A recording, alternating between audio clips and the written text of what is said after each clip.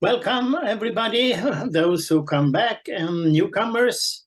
We are now continuing this webinar on social and ecological paths towards peace. We've had a very interesting program in the morning here, where especially Armenian, Ukrainian, and Russian voices gave us a lot of new insights, and also from a very hard reality.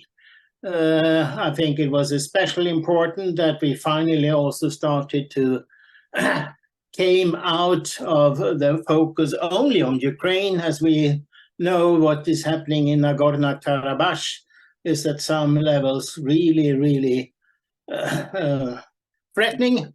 And what I forgot to mention, but Kemal Gürgü, who is from Sweden, Kurd, stated, is that we have to really look into the role of Turkey. And actually, when it comes to repression, Sweden is not behind, even if it's not as comparable in scale with what's going on in Russia or Ukraine. There are people from Sweden who are deported to Turkey due to this situation we are here in Sweden. But now we move on to the next stage of our webinar, which is to continue this way of trying to get the connection between the different movements closer. We did address it already in the first session, where we stated that repression is now a growing concern also in the climate movement. But now we will address it more specifically, and I'll give the word to Eli Sivat, who is going to be moderator of this session. Welcome, everybody. Thank you very much, Tord, and I'm glad I'm here to be able to moderate this session in this important webinar. So the title is The Climate Movement and Social and Peace Challenges. And globally, we can see a number of challenges. And also in Europe, we see a cost of living crisis. We see right-wing extremism.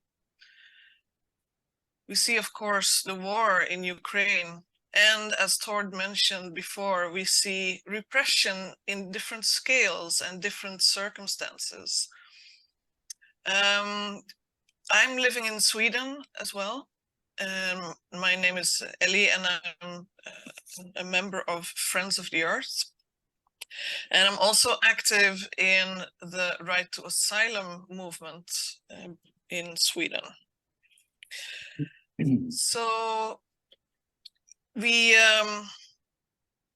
apart from these social issues, we can put some links to environmental issues. We have, of course, the climate crisis. We have an enormous extractivism, a fight for natural resources, which is damaging possibilities for maintaining our biodiversity. But on the other hand, when addressing such issues such as climate and biodiversity, if governments are willing to do so, sometimes there's a strong counter-reaction. So right-wing extremism is reacting to that, but we also see other types of protests, etc., etc. So we have three speakers for today. That's Dorothy Guerrero from Global Justice Now and Demand Climate Justice. Welcome, Dorothy. And we have Matej Stropnici from Czechia. Yes. Hello. Green and Social Activism. Hi. And we have Tord Björk from Friends of the Earth. Hello, everyone. Sweden. So I'll give the floor to each of you speakers for approximately 7 minutes each. And after that, we will have some discussion and we'll open the floor for questions later on. But of course, you can write your questions and comments, etc. in the chat. So I propose that, Dorothy, are you there? That you start. Okay, so I will start now. Thank you very much, Ellie. Yeah, my name is Dorothy Guerrero. I'm based in the UK, working with Global Justice Now, and also we are a member of the Demand Climate Justice Network. And originally, I'm from the Philippines. So what I would also like to present at the moment is both looking at the climate crisis as part of the multiple crises that we are seeing now, and how it's impacting not just the economy, but also social issues and also peace, as you mentioned. We had a big maybe for climate activists, it's not a big joke, it's not a wake-up call because we know it for a long time. But for many people, it is a sort of wake-up call that July was the world's hottest month on record, and that it has broke previous summer records. And the thing is, it's not this is not the end of it. We assume that the next summers will be hotter, and together with that, there will be accompanying problems that will impact the economy. And that if we see now, actually, the wildfires that we have seen in East Europe have cost us estimated 4.1 billion euros, and the extreme heat that was produced by those fires, also generally there is, in terms of life, in last year alone, Europe suffered an estimated 60,000 plus heat-related deaths. So it's not just that we have all these wildfires, but the heat is also causing early deaths for many people, and of course, threatening those that are more vulnerable. So in North America, hurricanes are getting stronger, bigger, and also they're also suffering from wildfires, large wildfires that are larger, hotter, and those that burn longer as well. And these also exacerbate social inequality. I just came back from Jackson in the US 2 weeks ago, and it is the poorest state and the poorest capital of a state. And until now, people there are still suffering from lack of drinking water. So if we remember, in the same area as well, they had hurricanes that are also breaking records. So what are these impacts of not just the climate, but also especially the impacts to the economy, which is very timely to discuss at this point, because next week, actually starting Monday, there will be the annual general meeting of the World Bank. And then, as we know, the World Bank is increasingly playing a role in, they call it climate solution, but actually exacerbating the climate crisis as well, because as we know, the playbook of the World Bank is to push more loans that will to finance many mega projects that exacerbates climate change. And that is a big dilemma, because in the ongoing discussion on the loss and damage, there is a transitional committee that is now discussing what will be the rules that will guide this transitional committee. And this is coming from the decision last year in the COP to have a loss and damage fund. And the loss and damage are those impacts of climate change which could not be addressed anymore by adaptation. That's why it's called loss and damage. And in this very crucial discussion, in the third of the 4 meetings allocated for this, to have the rules, the US and European countries push that the World Bank will play the trustee role virtually to take over loss and damage, which is contrary to what the developing countries want and need. So we have this hard fact as well, that while climate change is advancing, and we have maybe 7-9 years before we hit that proverbial 1.5 degree centigrade global average warming, which of course will have different impacts in different parts of the globe. When we go to Africa, it's not 1.5, it will be 3 degrees centigrade. And most of the national determined contribution targets will not address that problem.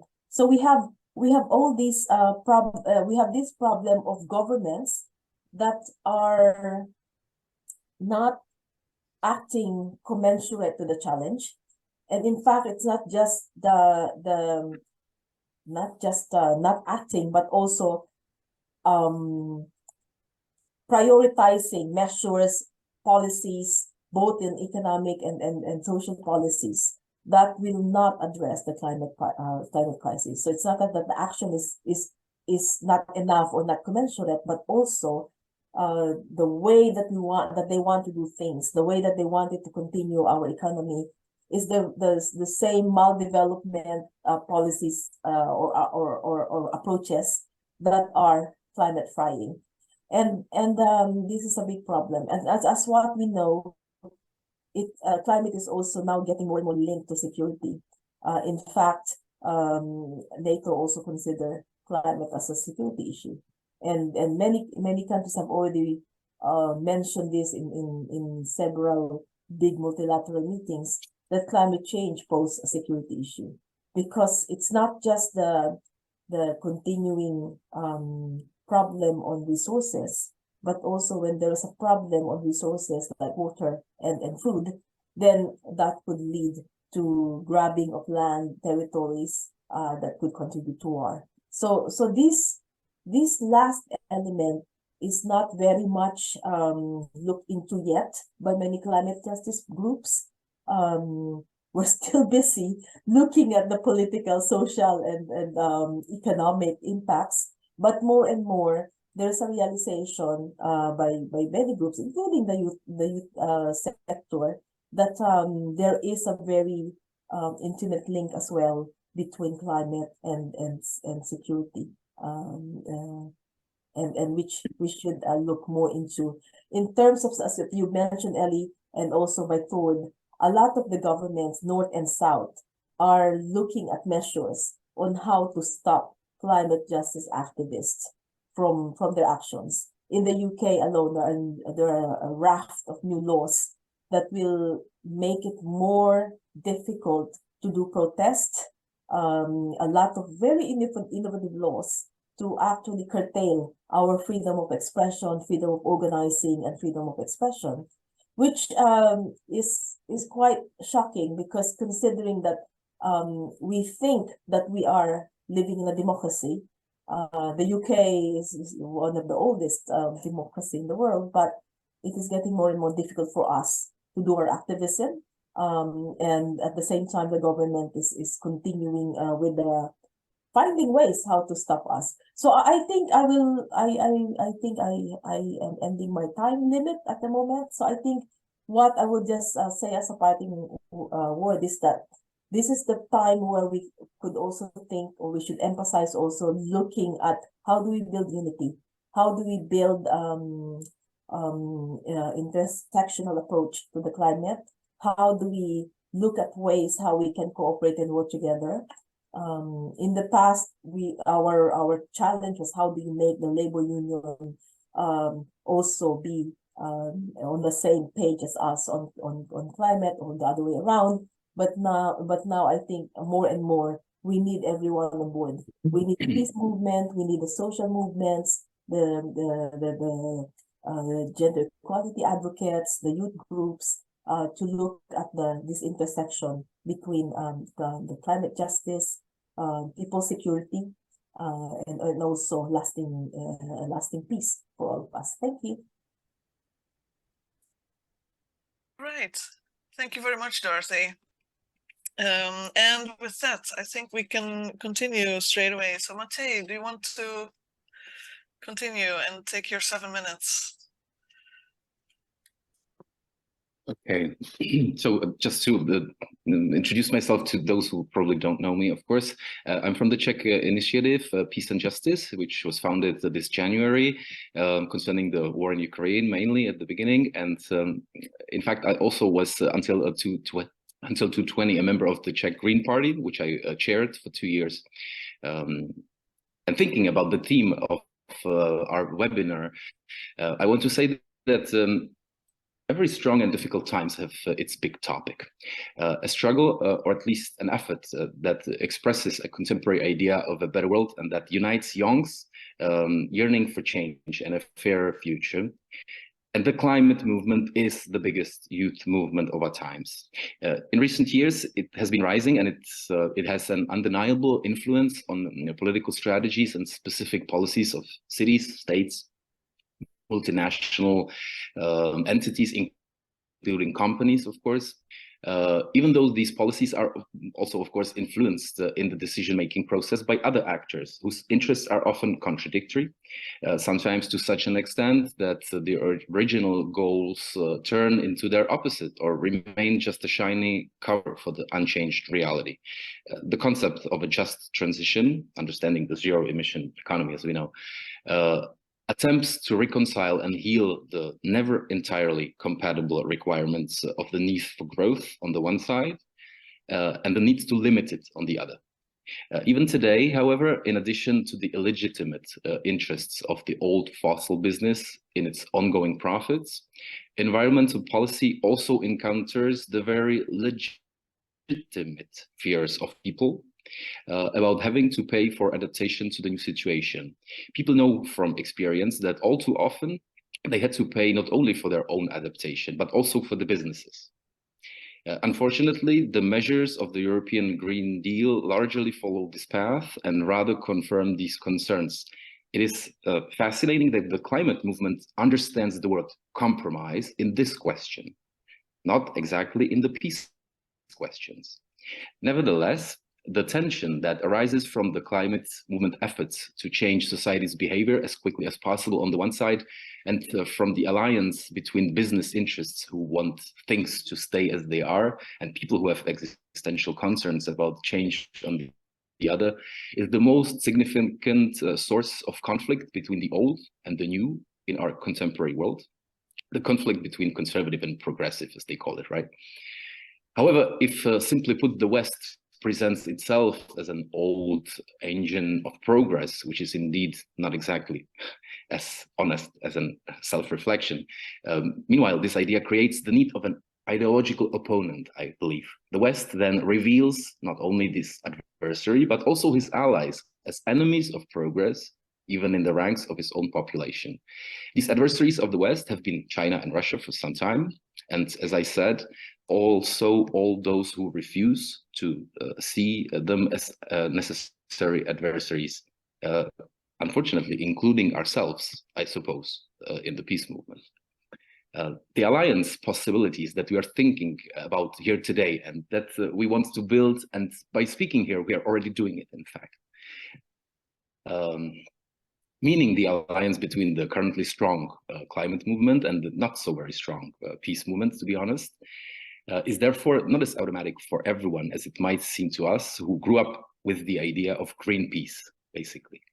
For us, the necessity of this alliance is obvious, but the climate movement sees, in general, a threat to the success of its efforts in the conservative countries, including Russia. It is not entirely mistaken, in fact. In other words, and to put it very simply, in Russia, the climate movement sees an obstacle for the progress it is striving for. I think we can understand that one, right? But the second set of reasons why the climate movement, I find, when thinking about it, is with us today in only a very limited number, is less justifiable. I feel that the climate movement has resigned itself to an honest analysis of the chain of causes that led to the Ukrainian war, and more in general, to other West, non-West conflicts elsewhere.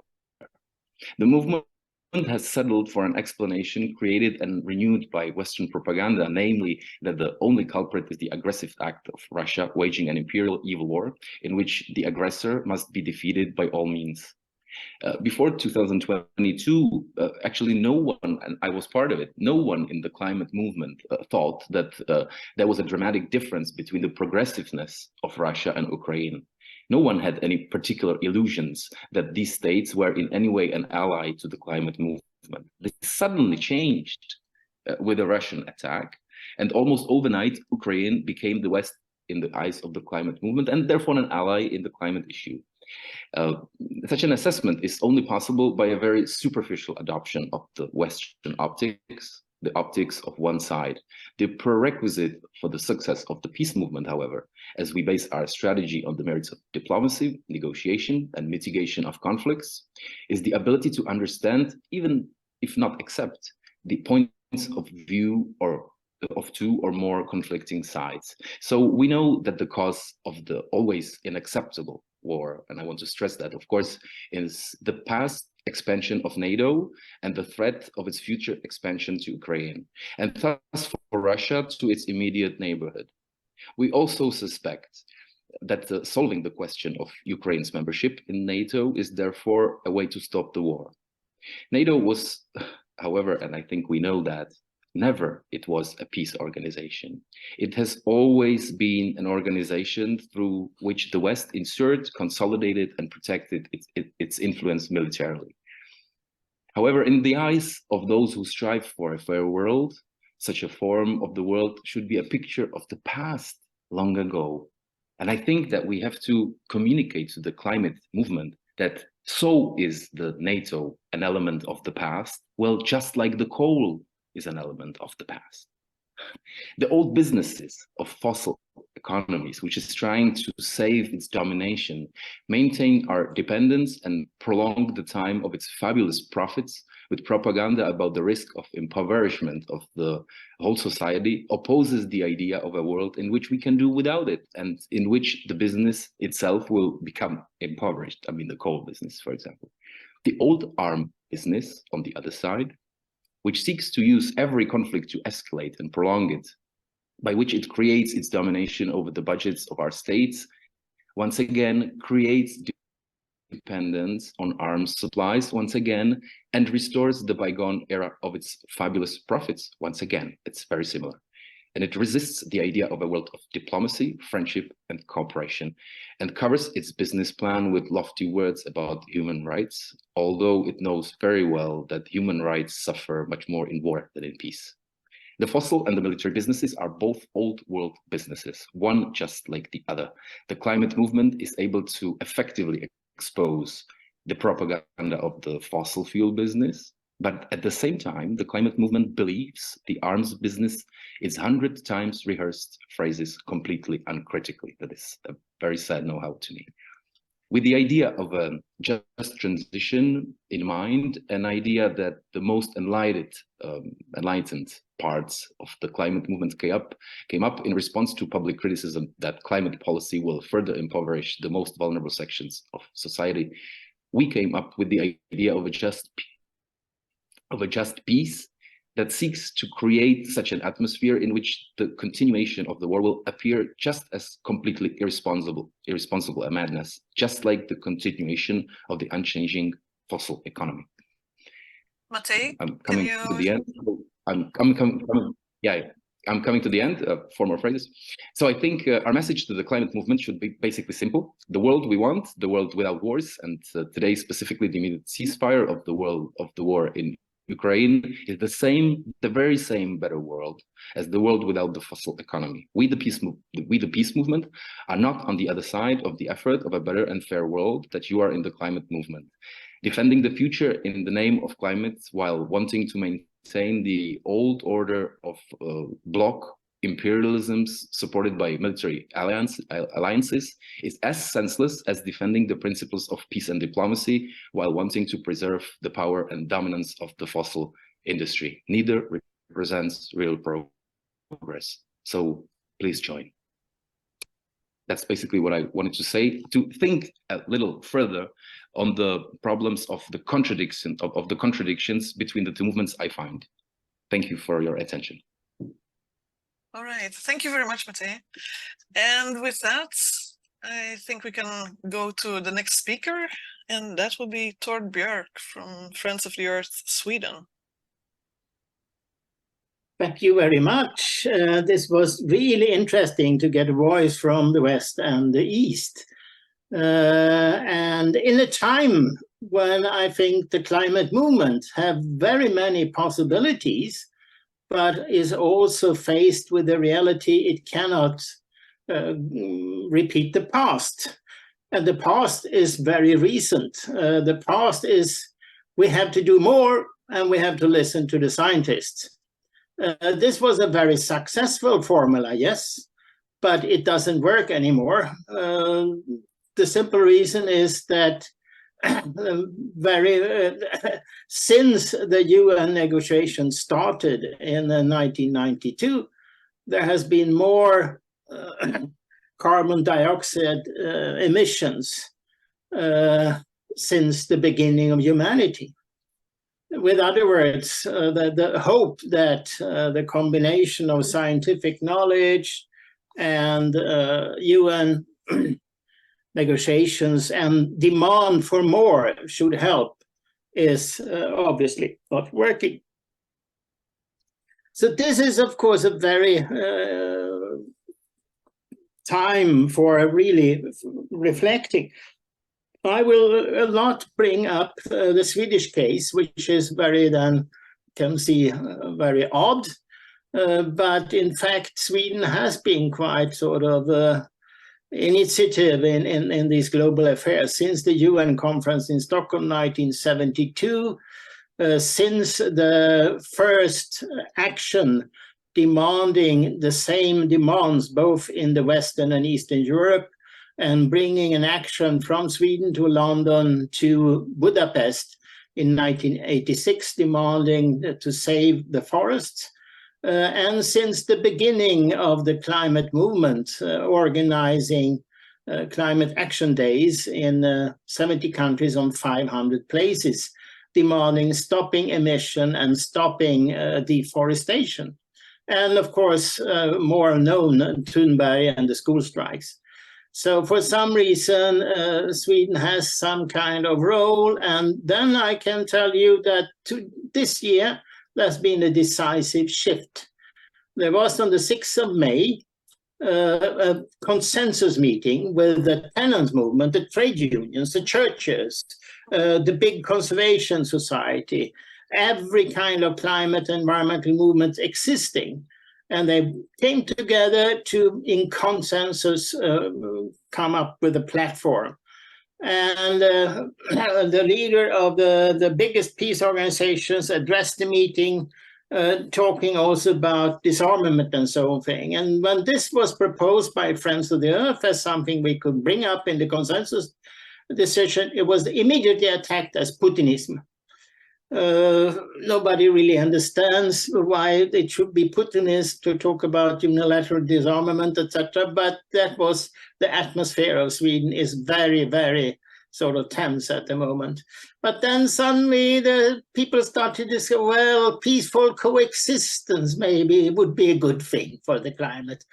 And common security might be a good thing. And in the final statement, there was also even included a version of disarmament in the long perspective.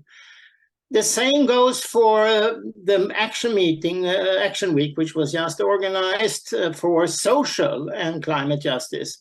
This shows also a growing concern, which I think Dorothy also addressed in the climate movement for social realities, cost of living crisis. With other words, not only global justice, also social justice at home. Even peace was included in that platform. 120 organizations joined and made some 100 actions. So with other words, there is a tendency, and this is of course not universal everywhere, but there is this thing going on right now, and we see it at the European level and the global level towards the World Social Forum in Nepal. Friends of the Sweden, for some odd reason, was a strong organizer of the environmental day at the World Social Forum, the virtual in 2021, where we brought together all the main movements, Via Campesina, International Trade Union, tenants, etc., and also linked closely to the peace movement and the Peace Day, International Peace Bureau, No to NATO, etc. And we also brought a lot of young climate justice activists to the World Peace Congress in Barcelona. So for some reason, there is this tendency and long tradition in Friends of the Earth Sweden to bring up the need for large-scale planning for a real transition. And the only way for this transition is that we need the money going to the military for this transition, as well as we need to cut the resources now going to oligarchs, whether they are in the left, in the West or the East. So some tendencies we can see are in this direction. Secondly, yes, the climate movement is a bit odd, but not the environmental movement. The environmental movement have democratic organizations, and democratic organizations listens to their national chapters. And Friends of the Earth, Russia, have refused the kind of a very one-sided thing that the only solution to everything is hard sanctions against Russia. Friends of the Earth in Russia, which is a seemingly big organization and a really long history, claims that this would hit the Russian people and would not serve their interest in having sort of possibilities to move forward for a common program that promotes both environment and peace. With other words, Friends of the Earth International listens to their local base. The climate movement have not this kind of democratic organizations really so far, but it's very good to hear now Dorothy Guerrero, who was on the leadership for COP26 coalition, who was really radical and very good, but did not bring up the peace issue. What we see in Sweden is also that Fridays for Future people at anti-NATO demonstrations in Sweden says things like, there is no climate justice with NATO. So I think we have some process, and we see it at the Future Factory in Rome, where Dorothy was present and me too, that the movements actually start to have a common agenda. It's more and more easy to see that the next World Bank meeting or the need to liberate North Africa and countries like Tunis from the economic oppression made by the West is actually part of the same needs we have with the climate movement. So in other words, I hope that this webinar we now do is possible to make some small steps. We have, of course, to see the realities, and it's hard, especially when people are faced with hardships like in Central and Eastern Europe, or for the matter in the UK at the moment. But anyway, small steps, but in the end, we need a big step with a plan where we show clearly how we can finance a plan for peace, justice, ecology, and democracy. Thank you very much. Thank you very much, Tord. With that, I think we have some time to see if any of you speakers want to react on what the others said. So let's start with that. Dorothy, do you have any comments on the other speakers? I think on the issue of finding common grounds, one of the what I think as similar targets for between the climate and also the peace movement is how do we identify, well, for the climate justice movement, in our discussion on declarations, we're looking at the institutions and entities that must pay for this huge climate crisis. And not just the states, not just countries that are known to be historic and huge emitters, but also companies and banks. So if we look at the, for example, in the UK, we are identifying, or we have identified, what are the big banks that are bankrolling the projects, the extractivism or the excessive extractivism that is happening now. And at the same time, if you look at the big four in the US, so you have Barclays, HSBC, NatWest, and Lloyds. Taken together, they funded, they gave around 300 billion pounds to the fossil fuel industry. And last year alone, Barclays earned a whooping £7 billion in that operation, while at the same time you have countries like Pakistan that have encountered flood. So my point here is that in the peace movement, there are also banks that are bankrolling wars, and I think we can target those that are bankrolling the climate, extractivism and war at the same time. In terms of companies as well, for fossil fuel companies, I think there is a very strong link between the fossil fuel companies that are continuing their extractivism and at the same time creating security problems in the area, because as we know, many of those sites of operations are the most militarized zones. If you look in Africa, in Latin America, and in Asia, the zones where you have coal, oil, gas drilling and plants, these are the most militarized areas as well. And the government use military and paramilitary units to target climate activists or communities that are protesting against those plans and operations. In the UK, I mean, last year alone, not just the UK, but in last year alone, the top 5 fossil fuel companies, so ExxonMobil, Total, Chevron, all these Shell, of course. Chevron, how did I forget? Chevron, ExxonMobil, BP, Shell, Total. These big companies have earned $220 billion just on profits, and these same corporations are also bankrolling military units. So when we talk about how do we put where should money be placed, so it is in the peace movement, it's very clear. So money should be placed instead of war efforts, that they should be channeled to facilities, to health issues, to education.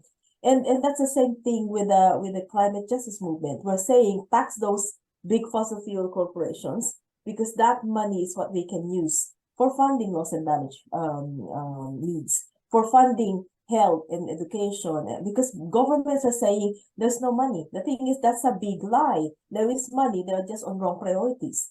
So it's the priority is war, the priority is funding fossil fuel extraction, and then that's our target for climate and peace movements.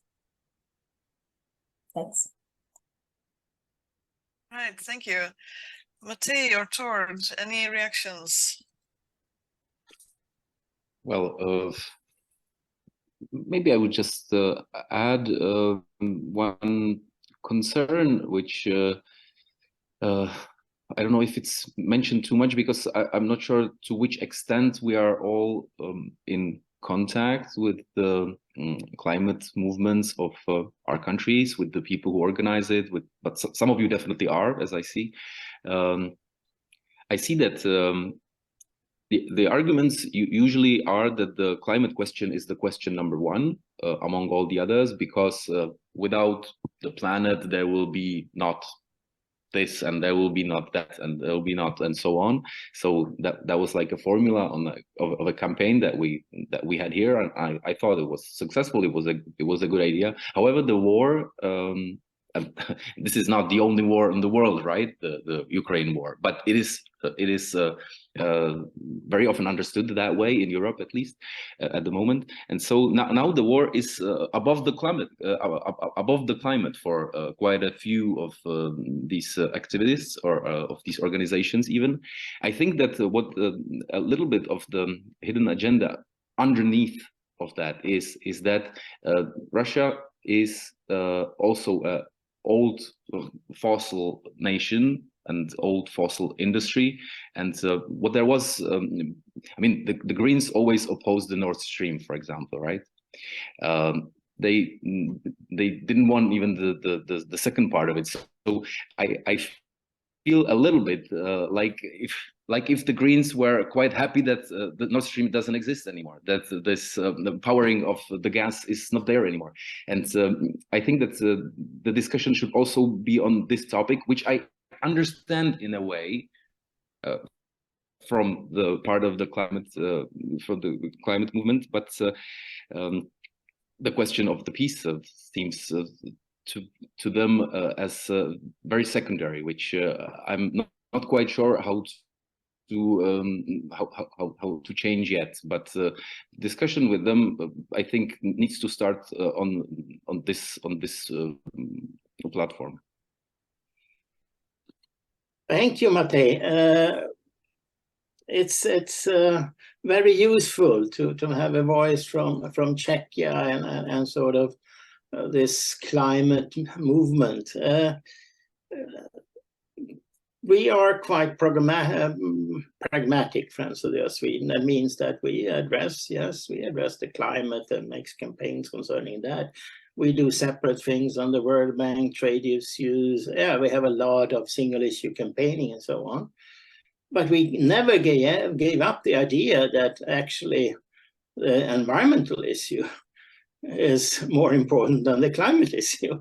This whole notion that you should separate climate from environment is maybe pragmatic smart, but it has nothing to do with reality. And the environmental issue in Sweden never was separated from solidarity and social justice. That's why we don't need the concept environmental justice in Sweden, because from the very start in Sweden, the modern environmental organization started 69, 71, 72, opposing war, standing up for the rights of workers in their workplace. It was even a concept, inner environment, which was for at factories, etc., and outer environment. And we saw the connection much better then than we do today, that the issue environment has not something separate from the struggle of the workers in their factories and their struggle for better conditions in these aspects. But of course, we have a pragmatic reality, and that is we cannot do things in abstract. Although we did this aspect with the environmental concept, which is a very new concept established by the peace movement in St. Louis in 1959, when they connected strontium 90 in a baby teeth and show there is a connection about emissions and the health. And then after this came Rachel Carson. So the peace and environmental movement it's precisely the same. There's no difference actually. But then in reality, we have to live with it. One example of this was how to fight against the use of chemicals. In Sweden, there was 50 times more chemicals used in the agriculture than in forestry. What did the movement do? Yes, we attacked the use of chemicals in the forest, for the very simple reason that there is a sort of common law in Sweden that everybody is allowed to pick berries in the forest. So everybody felt ownership to the forest. And by attacking the use of chemicals in the forest, we could then also easier start to question the use of chemicals in agriculture. This is actually sort of trivial pragmatic knowledge, but it seems to be lost. And that's where we have to sort of try to find common ground again, I think, to see that, yes, there is some kind of a need here. And when it comes to the peace movement, what they need very much more understanding is the economic part of the story.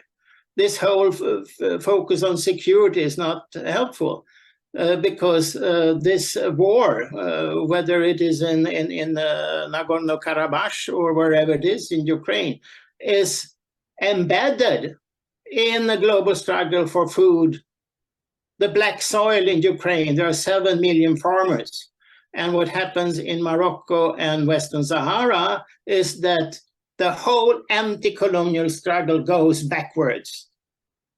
And it's declared now by US and many others, including the Ukrainian minister, that of course it's okay to declare Western Sahara occupation as something legitimate. And this is totally wiped out of the memory of a climate movement that is giving a damn shit about the environment. They're not interested in food because they are destroying their roots in the environmental movement and the peace movement, and they they see the world in terms more of states. So I think what Dorothy say here is very important, that we have to also maintain that there is a question of institutions, questions of multinationals, etc., where we are strong, and the peace movement led. But what the climate and the environmental movement needs is the understanding of that we cannot ethnify the movement. This was very interesting when we had a big mobilization towards the 50-year anniversary of the Stockholm plus 50, this first UN conference in 72. And we had this webinar, and there was participation from Guatemala. They were fighting against mine in indigenous areas, and the mine was Russian. And one could immediately sense all the audience, oh, here we have a fantastic case against Russian ownership of this mine. The problem was, of course, the person from Guatemala who stated, well, the kind of corruption, which is the basic problem here with this mine, they give a damn shit about the rights and they support, you know, violent oppression of everything. It would be the same whether it's Russian or not. Secondly, the mine was a nickel mine, which is absolutely necessary for the green transition. It was not a coal mine. And thirdly, 75% of the ore was exported to Europe. End of story. This is sort of there is this sort of idea of that it's there is some kind of eternal personality in Russia, that whether it's totally making revolution, which was not a Russian revolution, it started in Ukraine, it went on in Finland, went all over the world. This whole idea that the Russian revolution is only Russian is of course fake, and that we should blame the result in Russia for it. No, there is expansionism is not eternally, not in the West and not in Russia. So we have to find some kind of international strategy here. And that's, I think, it's very helpful then with the kind of interventions we have. And I hope this can be a step forward, as we are in a situation where more and more people see, yeah, every movement is limited and maybe are too much locked into old things. The peace movement is locked in the success of the 80s, and the climate movement is locked in the success the last years. But now we start to sense, well, there has to be a step forward, and we also see that we are threatened. There's a serious threat against everyone. Tord, yep. I think that's quite a good point to bring in some other voices. Serious threat to all of us. There was one comment in the chat which Yuri made, and I'm not quite sure if I agree with the comment, but I'm gonna read it anyway. Instead of old things like sovereignty, territorial integrity, we need to insist on non-violent governance, environmental and social harmony. So any reactions on Yuri's comments? In my opinion, if I may reflect on my thoughts,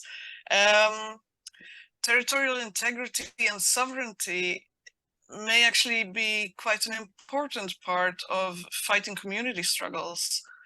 It's not necessarily a nationalist thing to have territorial integrity. So non-violent governance, environmental and social harmony, is that enough? Or do we need to have a sense of local ownership and local struggle for a good life for all? Any reactions?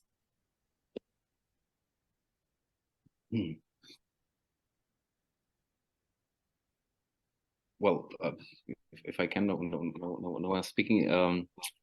Well, until there's something, and I know we have the European Union, for example, but not all of the law is under the European jurisdiction. Some and quite a lot of law is still on the national level.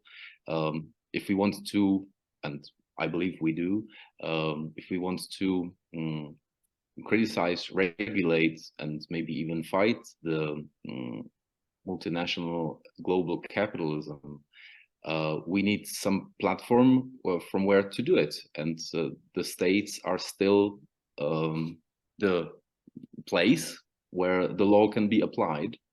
And therefore, I do believe that the states do have to remain until there is something better to do that. I was always hoping, and I still am, that the European Union is one of the places, but sometimes I also do feel that it is more of a place which helps the global capitalism.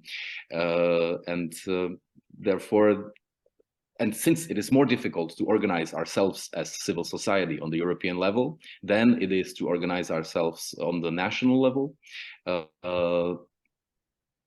the national organizations still have a place in the movement, I feel. Thanks, Matej. Yeah, I think on that aspect, this is one of the big strength, or the strength of the climate justice movement, because there is now a consensus that climate change is a global issue that needs a global cooperation and solidarity. And then maybe also the advantage is that there is a repertoire of action because there are events that bring us all together. There's an annual COP, so that provide us a target that every year between November and December, there's a global summit of space where all the climate justice movement, and also more and more, there are also peace movements that are joining that, that come together and discuss, okay, this is the problem, how do we solve this big conundrum? So I think in that aspect, in terms of thinking global, many of the climate movement are thinking on the global, national, and local level. So that's my first point. My second point as well is that we have to go beyond movements, because we have to admit also that we are still weak. So what we need to do actually is how do we change the levers of society wherein we could build power to change the aspects of society and the relationship between the various societal so social relations and social actors. So I think that's important, because if we just stick to our movements and not think how do we work together, that wherein we create that environment from which we could push for our alternatives, from which we can do our politics, or make the popular progressive or radical, and make the radical popular. I think for us that's a very huge challenge, and there's a big role for that on political and popular education, because I mean my background is also in popular education, so I always think how will you make the radical popular and the popular radical. And that last aspect of that is if we look at the UN is very, very different from the UN we know. Tord would have seen and would have said about the big difference, and this is it's also dialectical, because the composition of the UN, or the nature of the UN, depends on the composition of the states. And at this point, we no longer have the governments where you have Allende and then all those politicians that are radical. So we do have our role to make our representatives radical. So there is some hope in Latin America that there are some progressive people that are gaining power in government and using their space for their collective way to influence. But of course, it will not be enough in the moment. So it's also our obligation as well to change the state still. So I think we have to go back to that question of the state and the importance of state. Of course, that's not just all. We have to build at the same time our alternative nodes of power. All right. With that, I think we have a few minutes left, but not too many minutes. And we have a question from Leo Gabriel. So I propose that we give the floor to Leo. And in your answers, panelists, you get the final few minutes to sort of bring your main point as well as addressing Leo's question, hopefully. So Leo, go ahead. Hello. Well, if I correctly understand this discussion, the big question is how to build a common actor. An actor which also goes beyond the existing movements, be it environmental movement or peace movement or whatever. And there is one thing which is the method to go about. I know the movement I'm working with, the peace movement, people from the South and so on, that it is always a requirement and a lamento that the others do not join us. Question is, why don't we, let's say from the peace movement, join the others, the environmental movement, and take up some of their reivindication, which is not difficult to find common points. This is an organizational problem, how to integrate towards the others and not wait till the others are integrating on that side. That's one point. And the second point is, I think Thor mentioned it a little, the peasants. The peasant movement is one of the most strongest movement worldwide on the global level and so on. And the peasant movement has, let's say, the respect and also the power to get to many of the goals we have. The Via Campesina was in Palestine, even with Arafat and the second Intifada and so on. So they are into peace, and they are at the same time also against all these artificial things in agriculture and so on.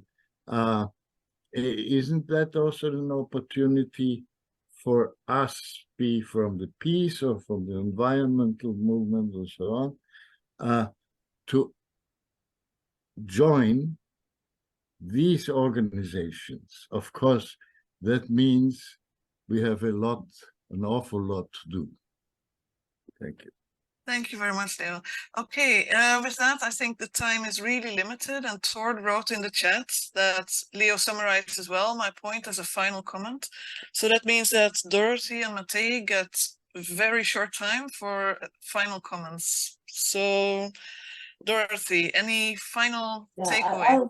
I think I'll just emphasize my point that we need to tilt the balance of forces in society. If we want to get our desired outcomes for our actions, we need to address that issue on both the national and global levels. Because the outcome of conflicts will be greatly determined by wider power structures within the world economy and system. So that we need to address. So beyond our issues, we need to all come together in addressing that. And for that, we need unity, and there's still a lot of work to be done. So thank you. Thank you very much, Dorothy. Matej, last words. Yeah, I don't really think I need to summarize the whole thing again. So I'm quite fine with just what Leo said. And even though I don't think it's as easy as in reality as it was proposed in the comments. Yeah. Okay, well, with that, thank you very much for a very interesting discussion, and I hope this has brought us forward, because it's become obvious that we need to work together more, and it's also obvious that there are some common grounds to find, not the least in the economic system, on the economic side. So I think those two ways, more movement cooperation and working together on economic issues, might actually be a big way forward. So with that, it's 15:00, and we have to stop this part of the webinar. Thanks for participating, not least you panelists. Thanks. Thank you for the invitation. Thank you. Thank you.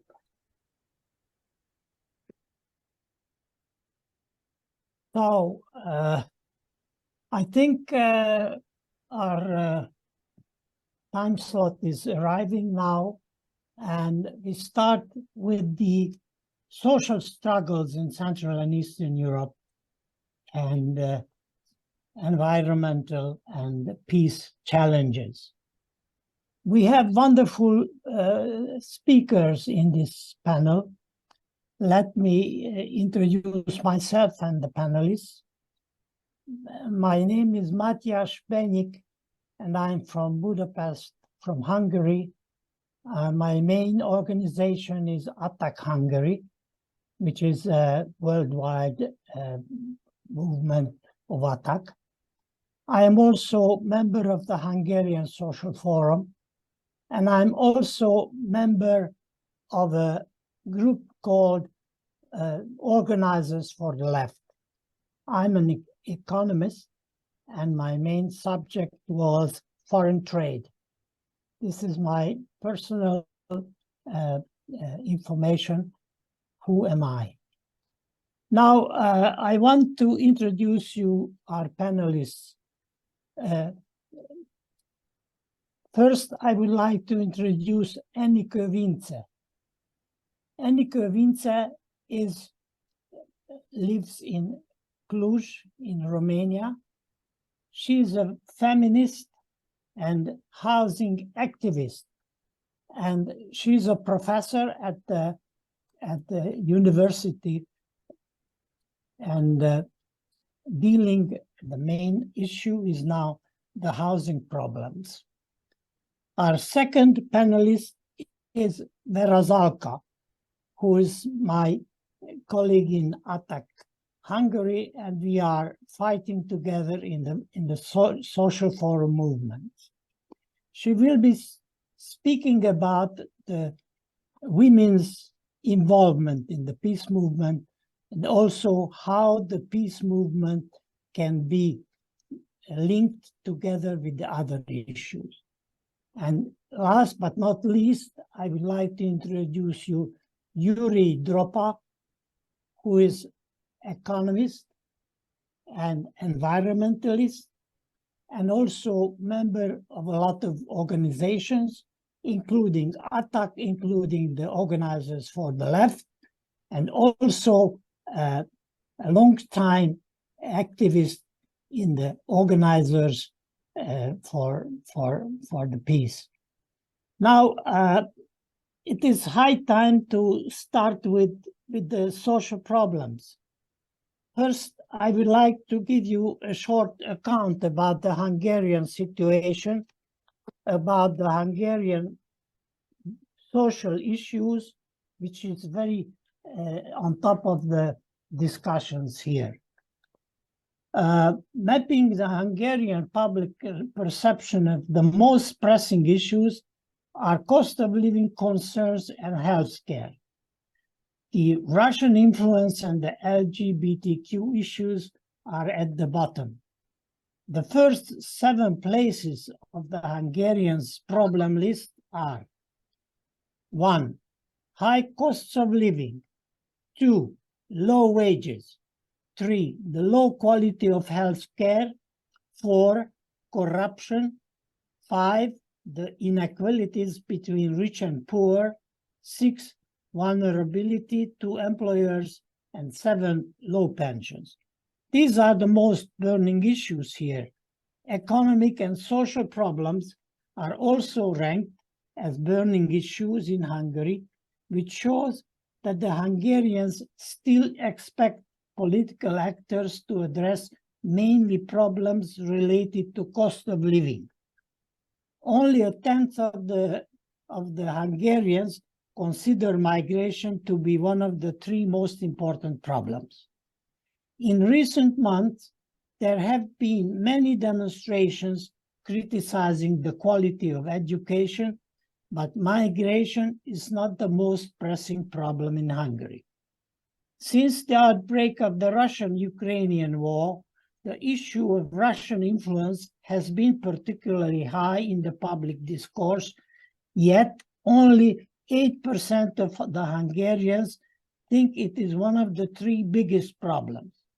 The last place is occupied by the constant theme of government communication, homosexual propaganda, which only 6% of Hungarians consider to be one of the 3 most important problems. Both ruling Fidesz and opposition voters identify the same issues as Hungary's most important problems. Among both government and opposition voters, the high cost of living, low wages, and low quality of health care are the most frequently cited problems. However, there are a number of differences between voters on the 2 political sides. While the level of corruption is 4th most serious problem in Hungary, according to opposition voters, it is only the 11th most worrying problem for pro-government respondents. There's also a significant difference regarding the quality of democracy. A fifth of opposition voters, think it is one of the 3 biggest problems, while only a tenth of pro-government respondents feel the same way. Migration is ranked 11th for the Fidesz voters, while the opposition, it is the penultimate problem. The scare about homosexual propaganda is noticeably below the level of importance of the other issues. It is last among opposition voters and the second to last among Fidesz voters. Russian influence is the least important issue for government supporters of all the topics. Hungarians have good opinion of the functioning of the disaster management and the fighting. These are satisfied with water supplies and the operation of water network, the quality of sanitation, as well as waste collection and management. Hungarians have the worst opinion of quality of public health. A relatively majority are dissatisfied with the current quality of public media. Similar views are expressed on the quality of transport and roads. A third of Hungarians think the quality of public services in this area is poor. At the end of our problem list are education, social care, and healthcare. The problems and attempts at reform in all 3 areas have been on the public agenda for decades, and Hungarians have the worst opinion of them. Public education has low quality. There are even more negative views on the social care system. The worst opinion is about the quality of public health care. The quality of health care, social care, and education has deteriorated the most under the Orban governments. The quality of healthcare has by far deteriorated the most. Hungarian citizens with different political preferences have very similar views on the deterioration of public services. Armed forces, police, and waste management have improved the most in the last 12 years. The most serious problems were found in education. a shortage of teachers, overburdened and underpaid teachers. The most pressing problem today is the aging teaching staff, which is leading the Hungarians believe that the first priority is to reduce teachers' burdens, to increase teachers' salaries, and to motivate young people to enter the teaching profession. No significant differences emerge in the breakdown of party preference. Government, opposition, and far-right party, our homeland voters, all see an aging teaching profession and the resulting shortage of teachers, low teacher salaries, and the shortage of good teachers as the three most important problems in the education. The most popular education policy proposals are school psychologists in all institutions, free choice of school textbooks, higher salaries for teachers in disadvantaged areas. The most serious problems in healthcare are not enough health professionals, long waiting lists, overburdened and underpaid health workers. There is no difference in top of the four pressing problems in the healthcare sector for government voters compared to the population as a whole. The most popular health policy proposals are life-saving adrenaline injections in all public education institutions, mobile diagnostic points in disadvantaged municipalities, free vaccinations. 78% of Hungarians think that Social Security should also pay for private healthcare in cases where the public health system is unable to provide patients with the necessary diagnosis or treatment within a short time. Same percent support the pay rise for nurses. An overwhelming majority of Hungarians would support a pay rise at least 60% of doctors' salaries in short term. In addition, 3/4 of people believe that anyone who wants a real chance of getting well in Hungary today should use private healthcare. The Hungarian society takes a distinctly left-wing stance on social issues, welfare measures that are related to the energy crisis and utility costs, such as utility prices, insulation and modernization of housing, renovation of rental housing are particularly popular. In autumn 2022, the most popular measure surveyed was the extension of the energy price freeze scheme until spring 2023. Majority supports the launch of government program to build or renovate public and municipal rental housing. This was followed by upgrading the insulation of buildings to reduce overheads.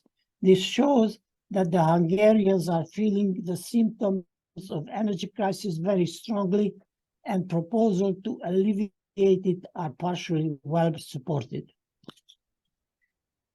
The support of policy proposals was mostly independent of party preference, but on the opposition side, the most popular policy proposals were measures to protect vulnerable social groups, such as raising the wages of social sector workers, recognizing the employment of carriers of sick or disabled relatives, banning the switching off of utilities during the heating season, and expanding shelters for homeless.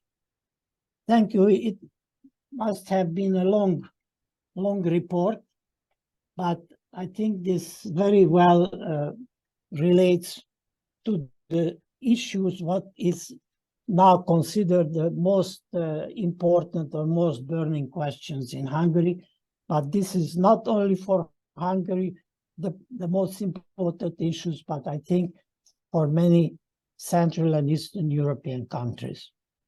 After my report on the social question, I would like to give the floor to Enika Vince, who will speak about the housing situation in Romania. The floor is yours, Annika. Thank you very much, Matjaž, and thank you for inviting me. Actually, I have participated in one of the webinars of International Peace Bureau, I guess sometimes last year, because we had a very small action in Cluj in the city center in March 2022, in which we tried to connect our housing struggle with the anti-war messages, and we just distributed this seemingly naive message: social housing, not militarization. So I can't hear you. Sorry? The voice went, your voice went away. I couldn't hear you. Oh. We could hear, the rest of us could hear you, so there's maybe some problem. I could hear you, so Matjaž, control your Yes. Okay. computer. So, yes. What about Romania? Maybe I should say a few things about the country. However, many people in Western and Northern Europe could learn about Romania due to the large emigration of Romanian labor force after 1990 towards Western countries, core countries of capitalism. Even today, around 4 million people are working abroad. Nevertheless, the poverty rates are very high, income inequalities are very high in the country, and the country is still somehow sold on the international labor market as a country of cheap labor force.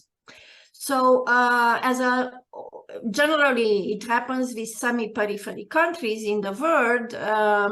Romania was also in need of foreign direct investments after 1990, and the whole process of privatization of socialist economy, which actually meant the destruction of local industrial production. So foreign direct investment became very important in the reconstruction of the country.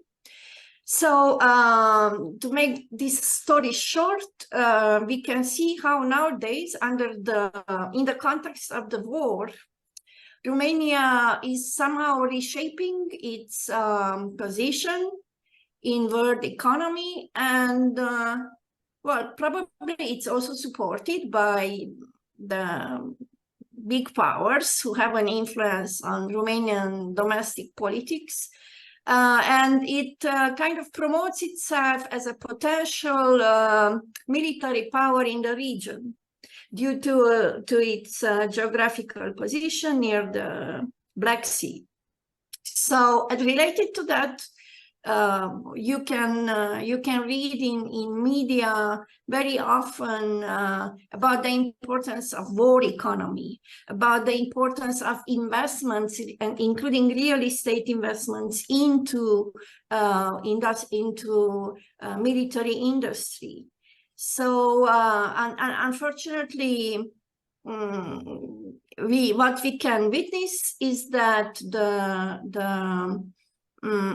backward economic condition of Romania as whole is expected now to be overcome through militarization, through transforming the country into a good, friendly country for military capital and armament industry.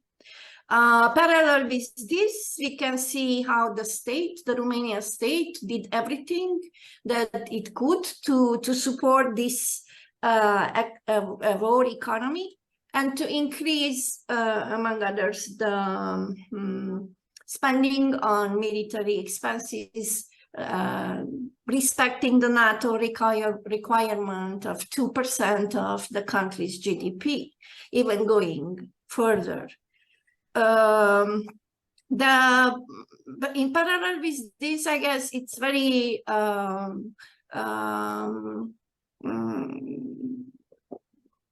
annoying, or how to say, it's for us it's very dangerous to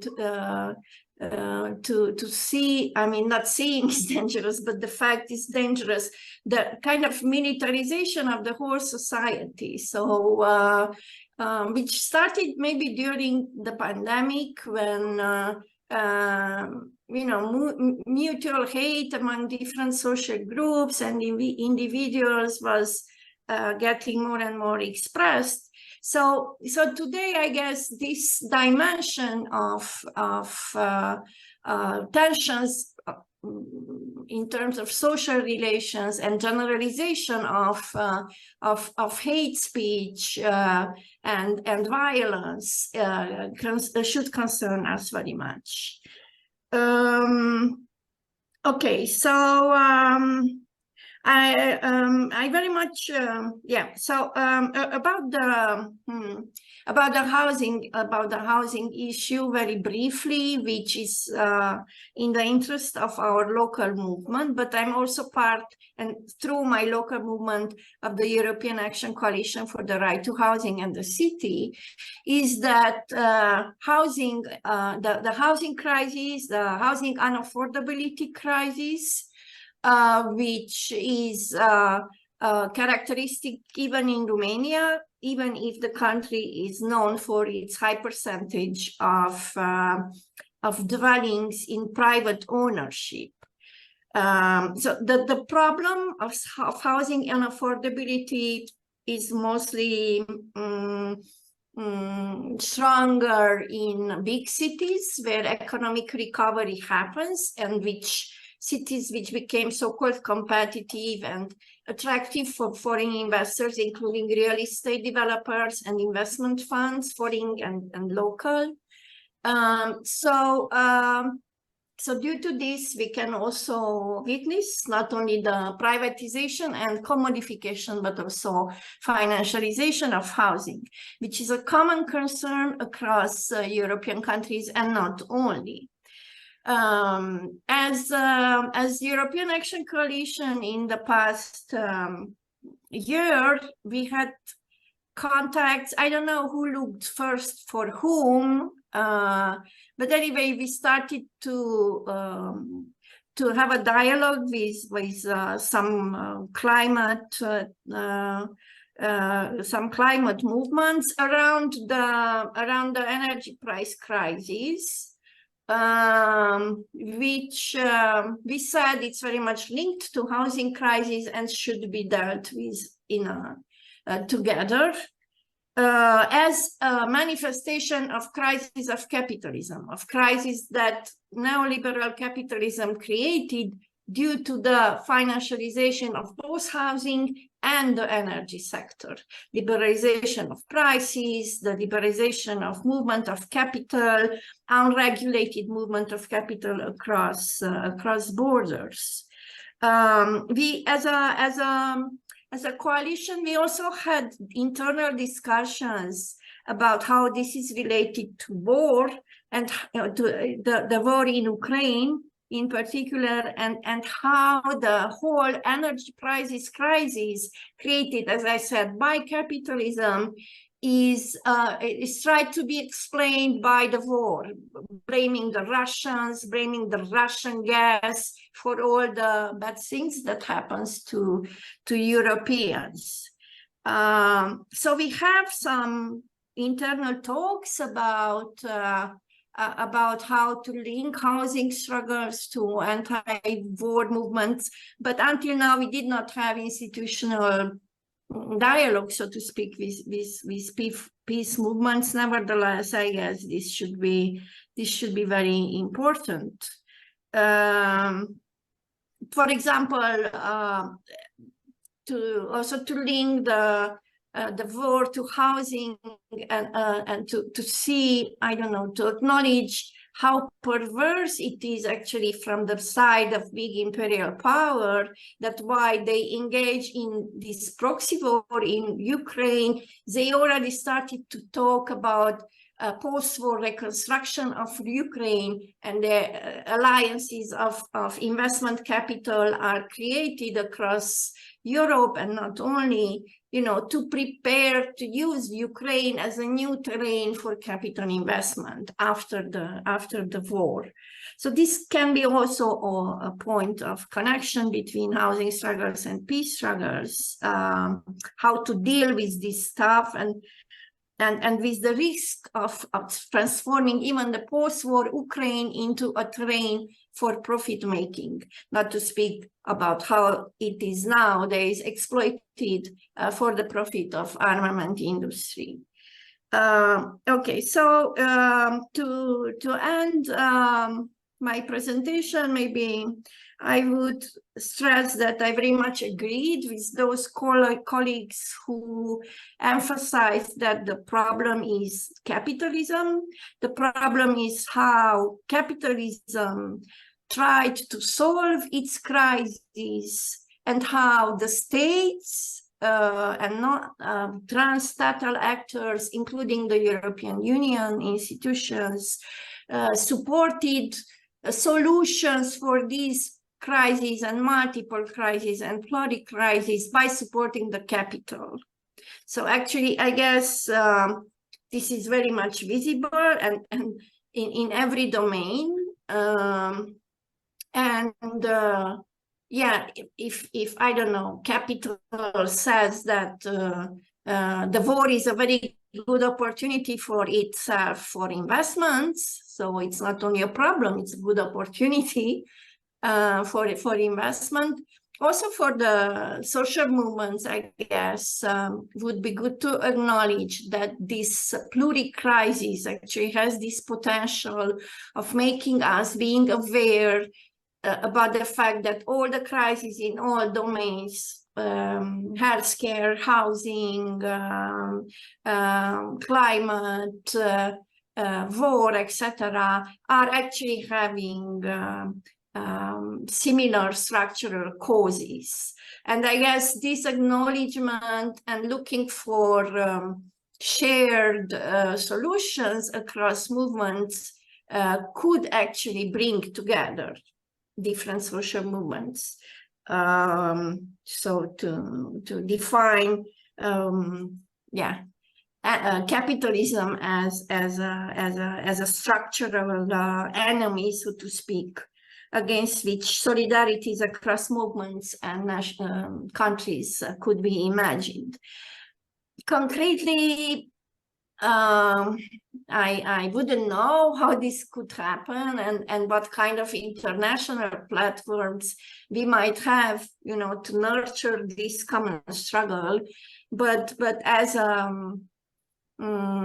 a demand or as a wish or as a dream or whatever, I think that this should be very, very important.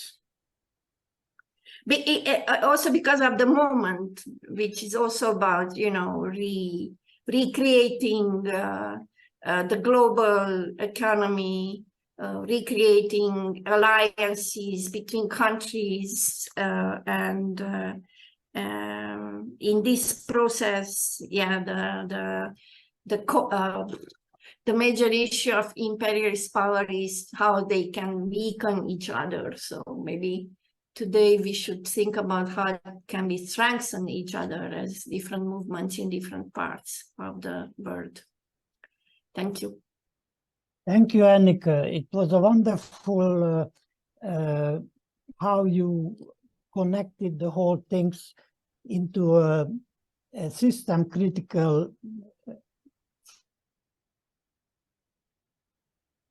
you have been mentioning that the root of the problem is the system itself, the capitalist system itself. I liked it.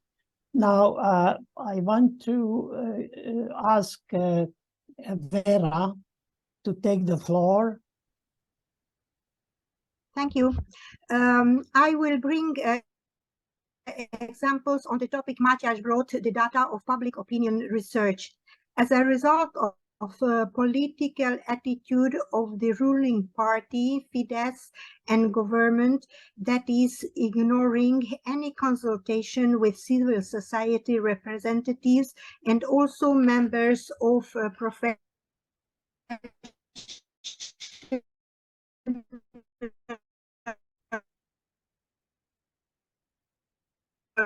bodies or trade commissars to the heads of every institution, has loyal trade unions and professional bodies.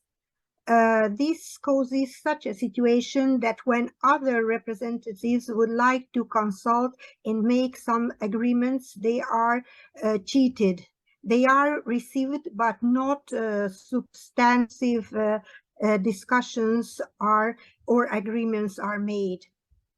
The of non-governmental opinion and the academics and researchers, well-known personalities of their profession, are members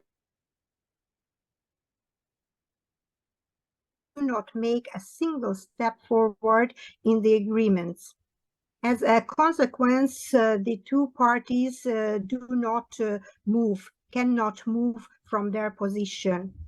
Teachers are deprived from their rights to strike. The answer step is they started civil resistance actions. Retaliation, 12 teachers were fired. On court to recover the unfair dismissal. It is already 2 years. Each month there are some kind of demonstrations, if higher salaries and better working conditions, protest against unnecessary administration tasks that are taking away time and energy from real teaching tasks. Teachers and students are overloaded because of bad practices in school administration and the teaching conditions. All the public education is centralized and over-controlled. There is only one type of school book, no choice of different books for the teachers. The head of schools lost all their independent decision-making. From October 1, a new law was accepted against the teachers. They were forced to sign a new contract. If they don't sign the new contract, they are not allowed to continue their work in the schools. In such circumstances where in every school type there are missing a lot of teachers, children are losing their right to adequate teaching. School children aged 14 to 18 are involved in demonstrations because all this created such a situation that goes on destroying their future abilities and possibilities. Protester teachers have their organizations, Tani, which means I would love to teach. And on their slogans, they write, on their panels, they write that without teachers, there is no future. So the protester young ones from the Egységediák, from the United Student Front, make demonstrations. They try to find out a very new type of demonstrating actions. And they don't stop. They say they will continue until they succeed. There are many social problems as well, like housing crisis. The members of parliament are rising up such problems time to time in the plenary sessions. They are ignored. The 2/3 of the government party does not allow to go through any suggestion. What ways there are for the opposition and civil society to achieve some results, even despite of the political situation and power relations. There are non-stop thinkers on the opposite side. lately organized smaller and wider events to consult what can be done until the government change comes through. There were gatherings of 40 people. This was the topic: what changes should be done on the destroyed system, and what changes should we be prepared when the change comes, the government change comes. Then there was a 200 people's reunion of the so-called civil basis, and this was followed by a 1,000 people's reunion where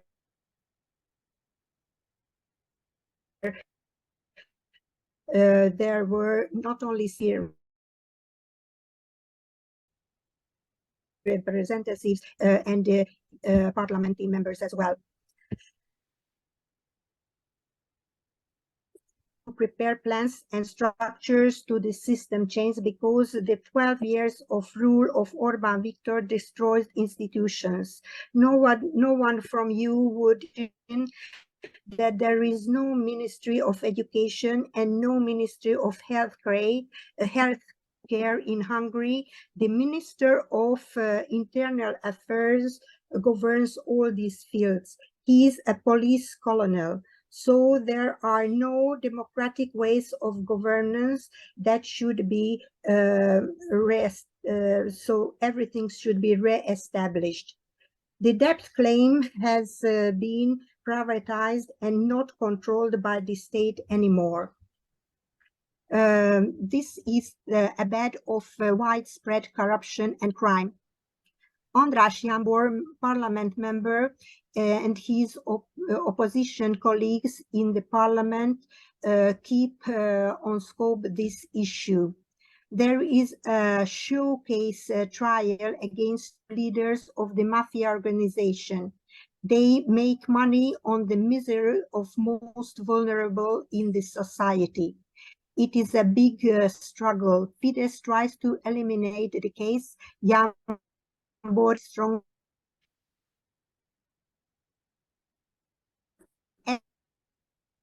every week dispute and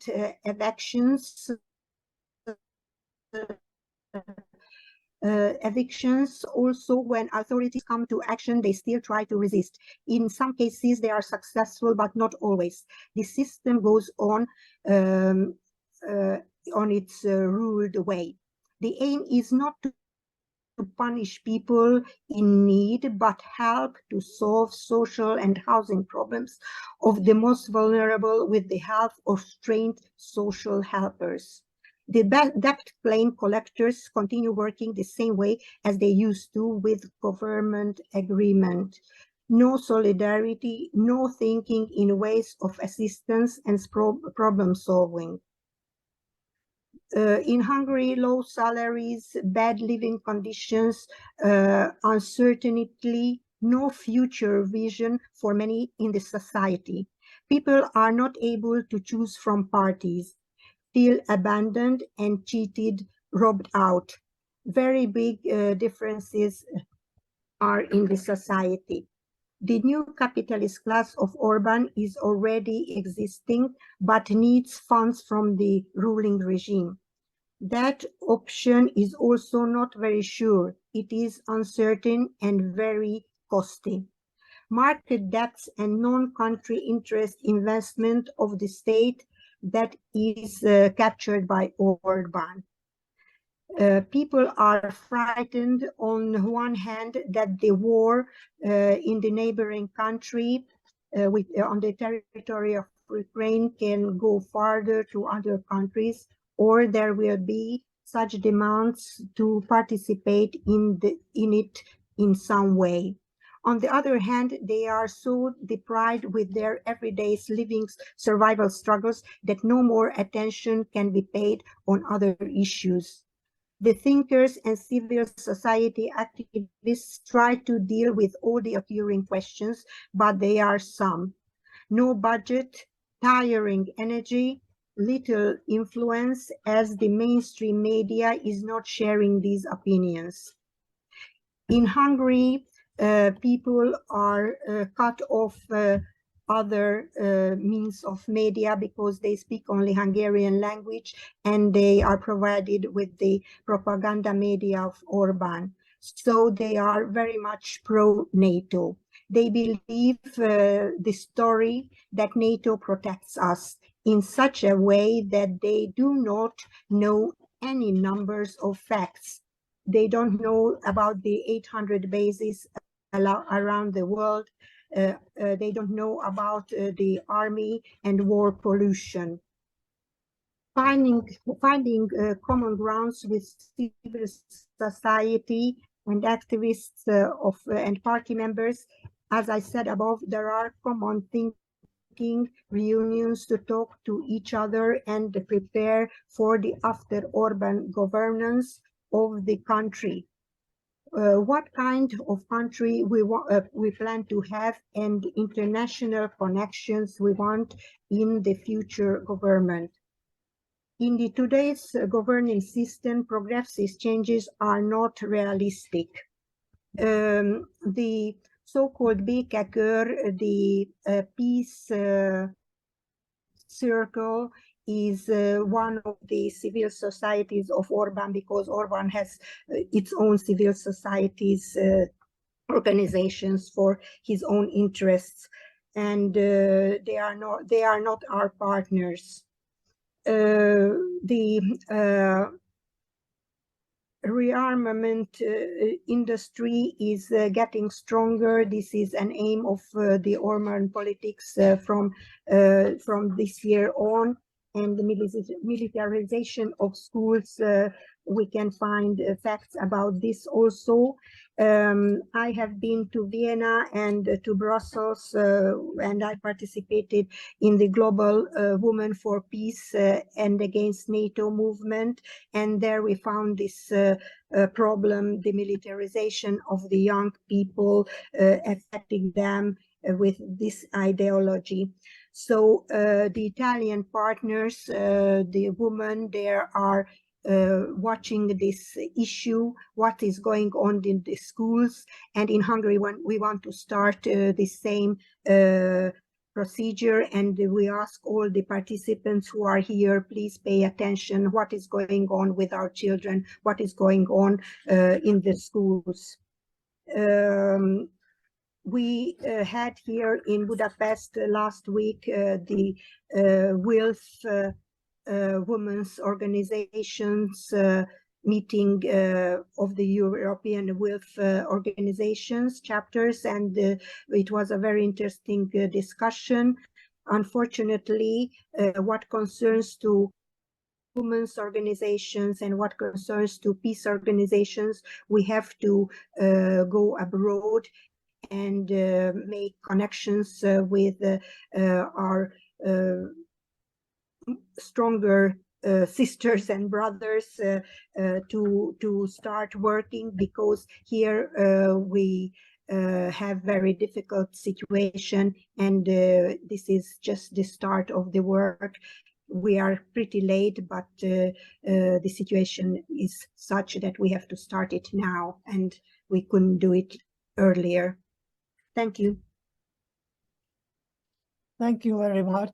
And now I give the floor to Yuri, and starting this, the floor is yours. Thank you, Matthias. My task was to speak about the battery industry in Hungary. Well, in our country, there is no environmental ministry. The power of environmental protection, nature conservation, and building inspectorates have less and less power. These institutions have been, so to speak, gutted since the European Union accession, and the present government is always ready to make further restrictions to reduce the juridical authority of these institutions. In case a municipality protests, they apply different special methods to regulate them.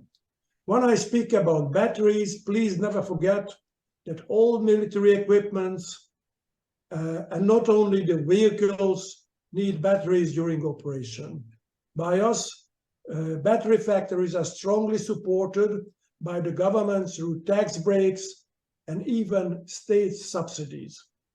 This practice especially attracts investment specialized in the increased use and exploitation of the environment.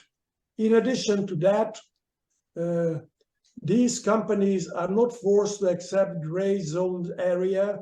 These factories are receiving permissions by riverbanks, by green fields, and even residential or suburban areas. This is not only a gross irresponsibility, but it is an usurpation of reason and morality.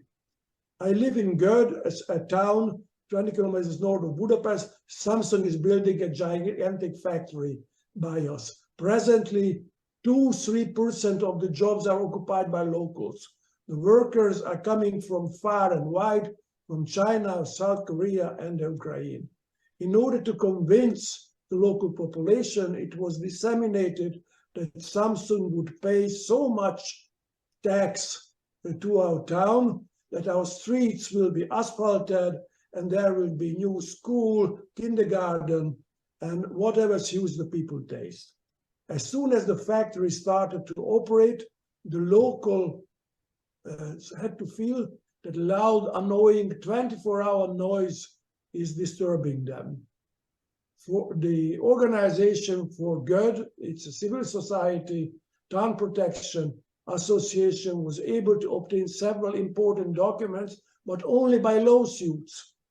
As an answer to that, the construction site was classified as a priority governmental state public area. This means that the municipality does not receive local taxes from Samsung. The local baker or grocer or still must pay such tax, but the multinational big polluter will not pay local tax at all.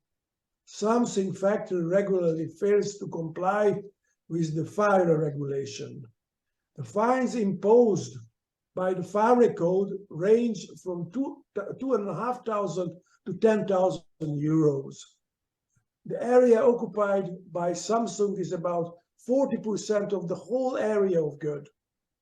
The expansion exceeds not only to form a farmland, plugland, and pasturates, but also to the forest of Görd. This forest has been cleared off. Practically, the Nature 2000 protected area has been gridded down. At the Bocha area of Görd, the houses are 50 meters from the Samsung factory. The noise from the factory is unbearable. Because of the inconvenient loud sound, which can be heard day and night, 2,000–3,000 residents have sleeping and resting problems. For many people, all their wealth is their house. Houses cannot be sold in this noisy area, not even for 1/4 of the original price. The Görd Civilian Association measured the water quality of 3 private wells tested by the accredited and independent laboratory. The result confirmed that the water used by the factory is entering the aquifer, where measuring toxic substances cause harmfulness to the human health. They are harmful to the foetus and toxic to the environment. The measurements have been made at the Oasis housing estate, 800 to 1,000 meters from the factory. Lithium and solvent called N-methyl-2 pyrrolide were found in the wells. Something denies everything. For us citizens, it would be good to know why they are not publishing the measurement results from their territory, from their own wells. Their answer was that they had to bury all the controlling measurement wells. Incredible. The abstraction of our water resources, the amount of electricity needed for production, the difficulties of discharging filtered wastewater into the Danube, the unfiltered chimneys, that release steam and pollutants into the air, the fact that the factory is already producing, but they are producing, but they don't even have a license. Foreign Minister Szijjártó believes he is on to something that will be of great benefit to our country. But at the time when the great discussions were made, there was a lot of knowledge missing. The manufacturing process and the patents are secret. This way, the essence of the whole story is very difficult to learn. These most important details are also unknown to the scientific society. For example, we didn't know how much water was needed to make batteries, especially for this new type of batteries.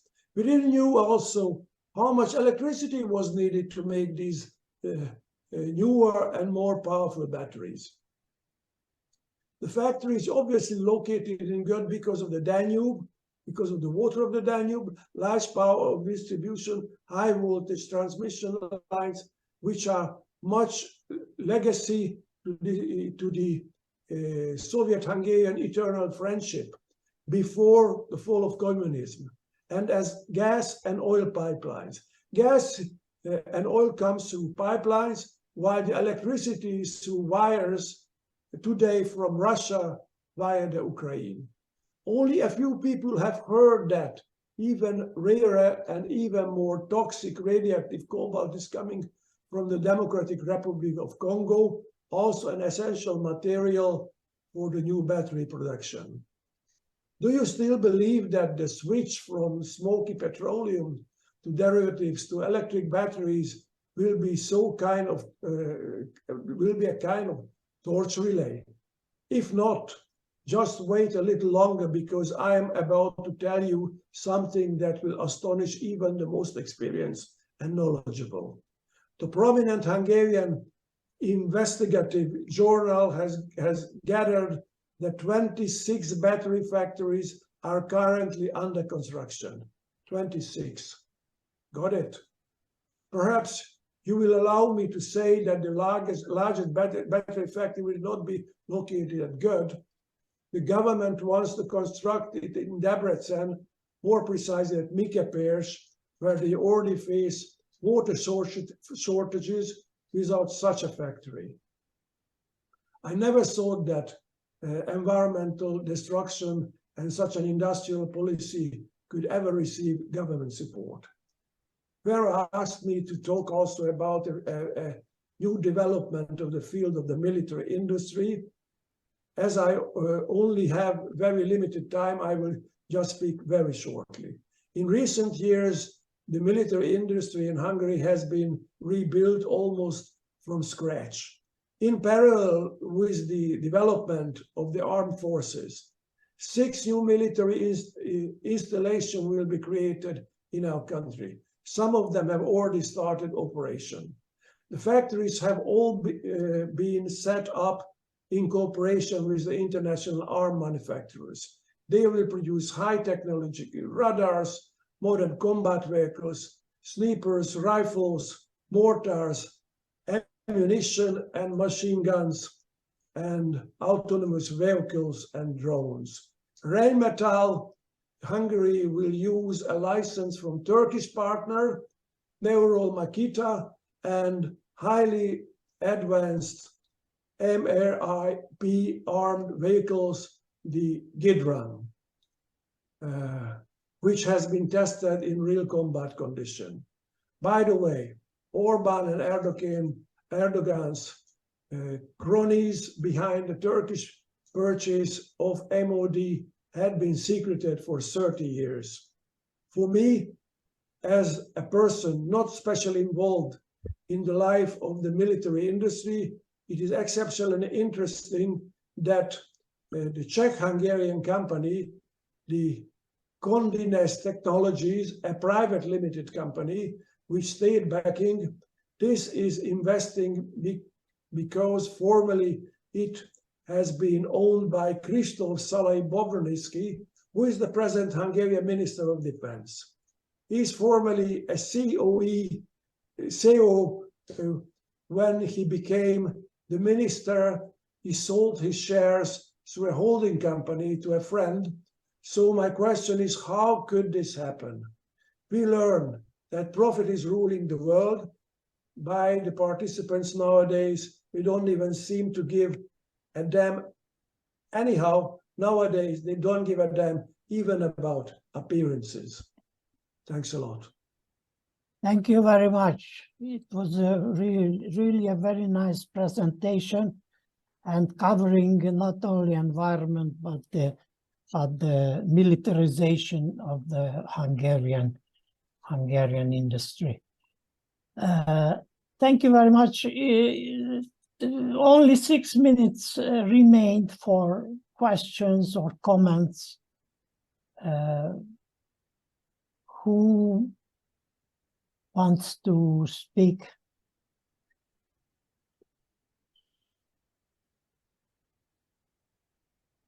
Yes, Leo. Yes, just a small question. You are talking about Orban and I guess the spirit of the right wing, like Jobbik, is not different. But is there any political opposition which takes up the issues we are thinking? A formal opposition. I'm not talking about the general people. Vera explained very well about why the people are somehow brainwashed, but it's hard to believe that this brainwashing covers 100% of the population. Well, which of us should answer? Jury, please. Okay, so we have, let's say, two opposition parties, which are around 10%, and another three, which are around 5%. The rest will fall out, they will not reach the threshold. And Orban is taking 2/3 or even higher percentage if things will go on. They own the whole press. It's very easy for them to convince the people because he is protecting Hungarians from a situation which could be even worse. Besides poverty, besides the healthcare, which is worse and worse, besides there is not even a ministry for healthcare, for education, or for the environment. And not in a way that the ministry is called with another name and the power of the ministry is distributed to other areas. They practically don't exist. So right now, I see no chance of building up a party. It has been many times in Hungarian history very similar, but it is the situation now. Also, sadly, I'm saying that. I want to add that in Hungary, the opposition consists of about 12 parties. 12 parties who cannot work together, who are fighting each other, and there is no unity, there is no kind of cooperation. Everybody is fighting each other. And also a contradictory thing that Orban Viktor is pro-peace. It is in the media is saying, and the opposition is pro-war. However, it is not exactly the truth, but there are some very difficult positions on the left, how to fight for peace if Orban is for peace.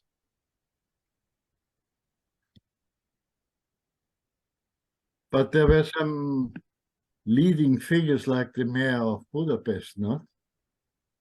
Yes, you are right. There's a leading figure of Budapest, but there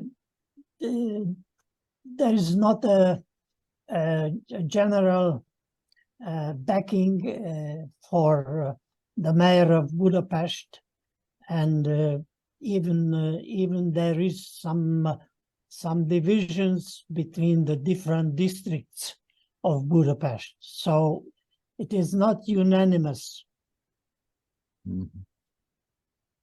Thank you.